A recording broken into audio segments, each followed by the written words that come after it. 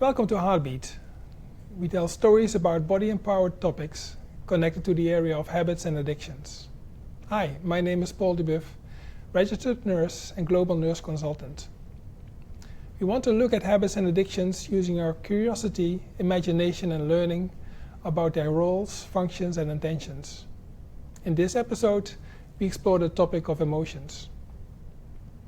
So navigating the landscape of our emotions is much like embarking on a voyage through a vast unknown territory. Our emotions represent diverse landscapes, spanning cascading waterfalls of joy, tranquil meadows of contentment, fiery volcanoes of anger, to icy glaciers of fear. It can be complex terrain, and often we aren't equipped with the right map to make sense of it all. This journey of understanding emotions can be divided into two distinct phases. The first one is the raw experience of emotions coursing through our body, much like experiencing the unfiltered beauty of the terrain. The gushing waterfall, the soothing meadow, the erupting volcano and the icy glacier.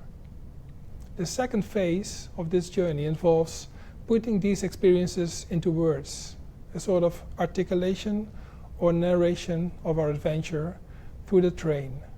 It's like narrating your journey to others, painting vivid pictures with your words to describe your encounters. This is where we start to label our emotions: happy, peaceful, angry, scared. So think back to the time when you were a child. Remember when you were told not to touch a hot stove or not to go near a barking dog. It was all about complying and fitting in. Similarly, our emotions were often subjected to the constraints of conformity. We learned early on which emotions were acceptable and which weren't.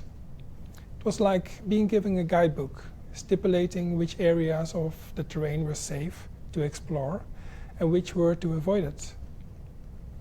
In striving to fit into these expectations, we prematurely categorize feelings as wanted or unwanted. Essentially, it was like labeling certain landscapes as desirable, maybe waterfalls and meadows, and others as undesirable, maybe volcanoes and glaciers. Of course, it's easier to bask in the joy of a waterfall or relax in a meadow than to navigate around the dangers of an erupting volcano or cross a treacherously icy glacier. However, each is an integral part of the terrain of emotions, and avoiding parts of it has its consequences. By avoiding these so-called unwanted emotions, we risk a crucial attribute: resilience. We might find ourselves caught in a rut, much like a traveler stuck in a quicksand, uncertain and unable to move forward or backward. That's the cost we pay when we selectively explore the terrain of our feelings. Like any explorer will attest, a full map is more helpful than a partial one. So turning inwards, try to take notice of the sequence that unfolds when you experience feelings. Sense the initial stirrings of your emotions, feel them as they ripple through their body, and then observe how your mind works to put them into words. It's like watching a flower bloom. First there's a bud, then a swelling, which gradually unfolds into a beautiful, full-bloomed flower. Each stage a transient yet integral part of the process.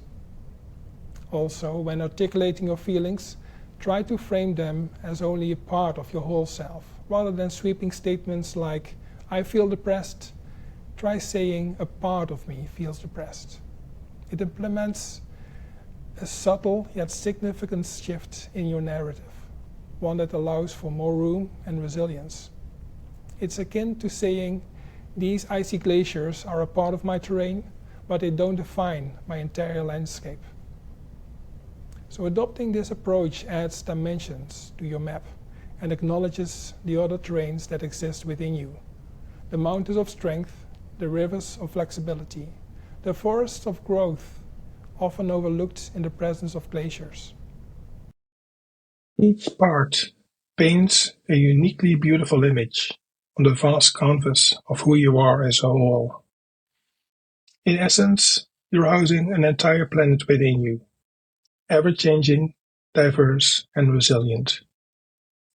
Accepting this reality and learning to navigate it is a journey that not only dispels the darkness of ignorance, but shines a light on the path of self-awareness and emotional resilience. From the team, thank you for joining us on Heartbeat, and see you next time.